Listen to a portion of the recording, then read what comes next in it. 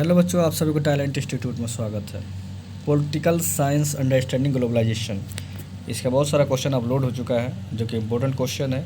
और ये next question है, क्या वैश्वीकरण ने राष्ट्रों के अंदर और उनके बीच असमानताओं को बढ़ाया है? परीक्षण के लिए। ठीक है, तो आर्थिक वैश्वीकरण के 3 मुख्य आयामों में से एक है जो आमतौर पर अकादमिक साहित्य में पाया जाता है। जो 2 अन्य राजनीतिक वैश्वीकरण और सांस्कृतिक वैश्वीकरण के साथ साथ वैश्वीकरण का सामान्य शब्द है। आर्थिक वैश्वीकरण माल, पूंजी, सेवाओं, प्रौद्योगिकी और सूचना के व्यापक अंतर्राष्ट्रीय आंदोलन को संदर्भित करता है। यह माल, सेवाओं, प्रौद्योगिकियों और पूंजी के सीमा पर आंदोलन की गहनता के माध्यम से दुनिया भर में राष्ट्रीय, क्षेत्रीय और स्थानीय अर्थव्यवस्थाओं के बढ़ती आर्थिक एकीकरण और अन्योन्याश्रयता है। आर्थिक वैश्वीकरण में मुख्य रूप से उत्पादन, वित्त, बाजार, प्रौद्योगिकी, संगठनात्मक व्यवस्था, संस्थान, निगम और श्रम का वैश्वीकरण शामिल है। जबकि अंतर्राष्ट्रीय व्यापार के उद्भव के बाद आर्थिक वैश्वीकरण का विस्तार हो रहा है। यह लंबी दूरी के परिवहन का दक्षता में सुधार, दूरसंचार में प्रगति, आधुनिक अर्थव्यवस्था में भौतिक पूंजी के बजाय सूचना के महत्व के कारण बढ़ी हुई दर से बढ़ा है। और विज्ञान और प्रौद्योगिकी के विकास के द्वारा टैरिफ और व्यापार और विश्व व्यापार संगठन पर सामान्य समझौते के ढांचे के तहत वैश्वीकरण की दर भी वृद्धि हुई है, जिससे देशों ने धीरे धीरे व्यापार बाधाओं को कम किया और अपने चालू खाते और पूंजी खाते खोले हैं। इस हालिया उछाल को बड़े पैमाने पर विकसित अर्थव्यवस्था द्वारा प्रत्यक्ष विदेश निवेश, व्यापार करने की लागत कम करने, व्यापार बाधाओं में कमी और कई मामलों में सीमा पर प्रवास के माध्यम से विकासशील देशों के साथ एकीकरण द्वारा समर्थित किया गया है। टाइम टू केयर शीर्षक से जारी इस रिपोर्ट में कहा गया है कि राष्ट्रीय नमूना सर्वेक्षणों से प्राप्त उपभोग के आंकड़ों के विश्लेषण के आधार पर कहा जा सकता है कि 1990 के दशक से शुरू हुए आर्थिक उदारीकरण वैश्वीकरण के बाद से उपभोग विषमता बढ़ी है।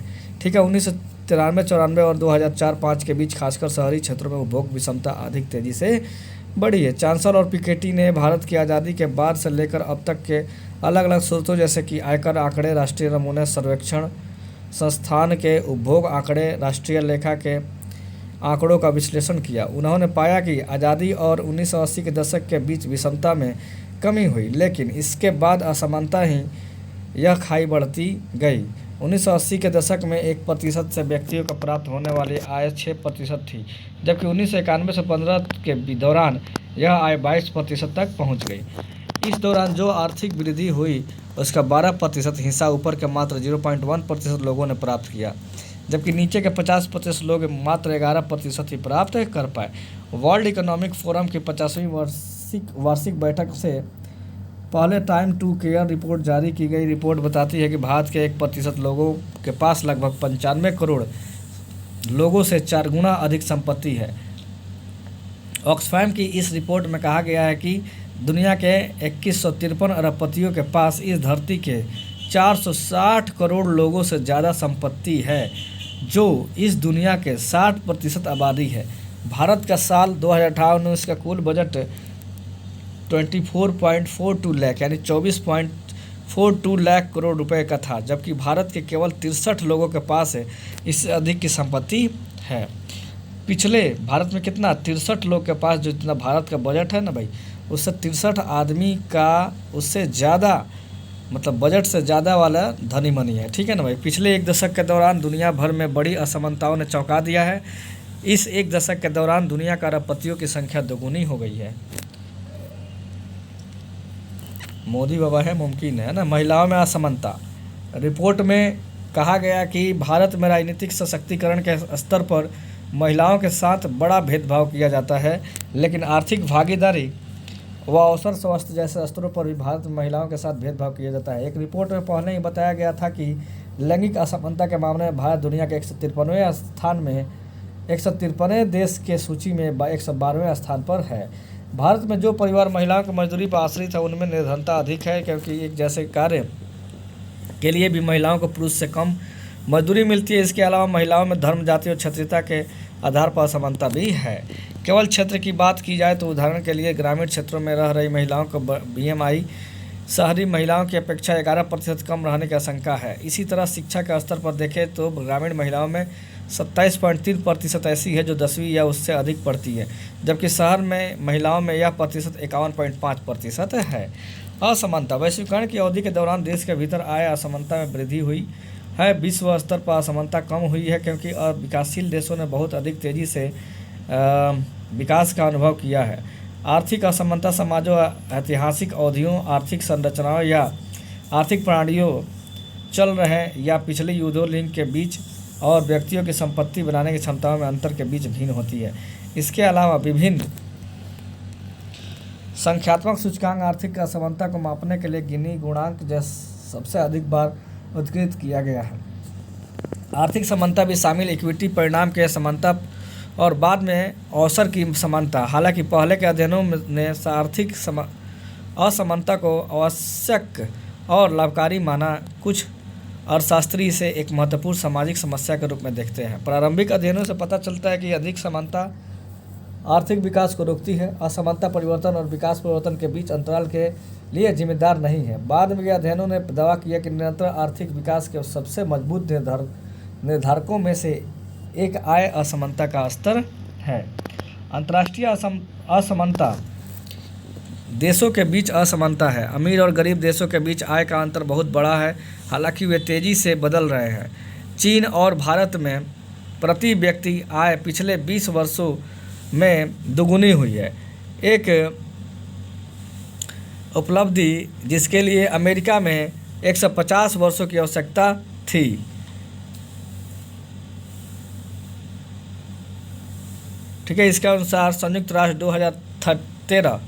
2013 के लिए मानव विकास रिपोर्ट के विभिन्न स्तरों तक पर देशों के लिए संयुक्त राष्ट्र के मानव विकास सूचकांक GNP के लिए प्रति व्यक्ति 33,391 या 35% तक 24,806 से 2004 से 2013 के बीच बढ़ा हुआ। ठीक है, 4,269 5,427 से 28% है और 1174 से 1633 या 37% PPP। ठीक है ना, PP का मतलब क्या होता है भाई?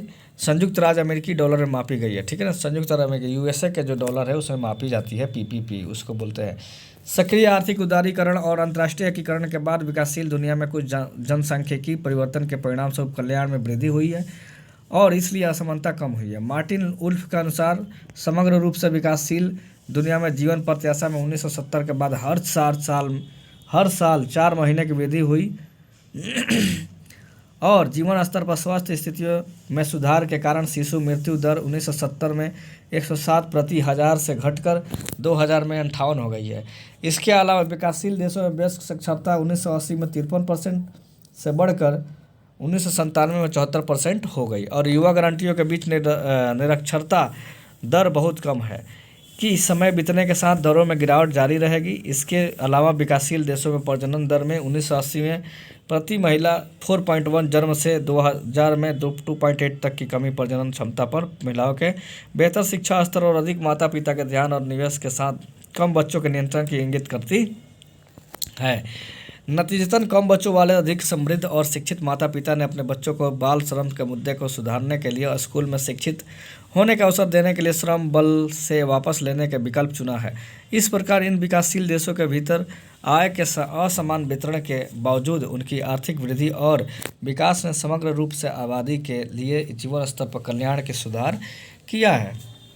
अंतर्राष्ट्रीय निवेश या व्यापार से प्रेरित आर्थिक विकास स्थानीय आय असमानता को बढ़ा सकता है, क्योंकि अधिक शिक्षा और कौशल वाले श्रमिकों को उच्च भुगतान वाला काम मिल सकता है। इसे शिक्षा के सरकारी वित्त पोषण से कम किया जा सकता है। एक और तरीका है कि वैश्वीकरण आय असमानता को बढ़ाता है, किसी विशेष वस्तु या सेवा के लिए उपलब्ध बाजार के आकार को बढ़ाकर।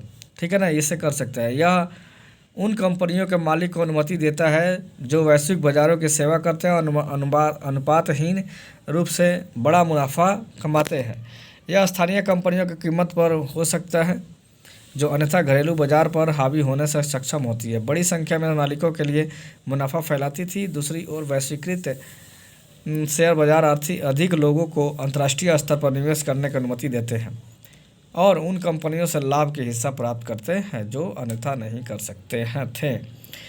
संसाधन असुरक्षा और 189 देशों में सुरक्षा में पानी, ऊर्जा और भूमि का एक व्यवस्थित और संभवतः पहले बड़े पैमाने पर क्रॉस सेक्टरल विश्लेषण जो राष्ट्रीय और क्षेत्र की खपत के स्रोतों से जोड़ता है, ने दिखाया कि देश और क्षेत्र अत्यधिक शोषण, असुरक्षित और अपमानित है। ऐसा संसाधन 2020 के अध्ययन में पाया गया कि आर्थिक वैश्वीकरण ने वैश्विक आपूर्ति श्रृंखलाओं की सुरक्षा को कम कर दिया है। अधिकांश देशों ने अंतर्राष्ट्रीय व्यापार के माध्यम से संसाधन जोखिम के लिए अधिक जोखिम प्रदर्शित किया है, मुख्य रूप से दूरस्थ उत्पादन स्रोत और की विविध व्यापारिक भागीदारी से राष्ट्रों और क्षेत्रों को इन्हें कम करने या उनके संसाधन आत्मनिर्भरता में सुधार हुआ है। ठीक है, तो बच्चों यहीं पर समाप्त होता है। बहुत वीवीआई क्वेश्चन है। ओके, तो चलिए इसको आप लोग पढ़िए और फिर आप लोग पढ़ करके अच्छे से पेपर दीजिए। मेरा बेस्ट विशेष आप लोग के साथ है। ओके बच्चों, फिर मिलते हैं अगले वीडियो में। थैंक यू सो मच बच्चों।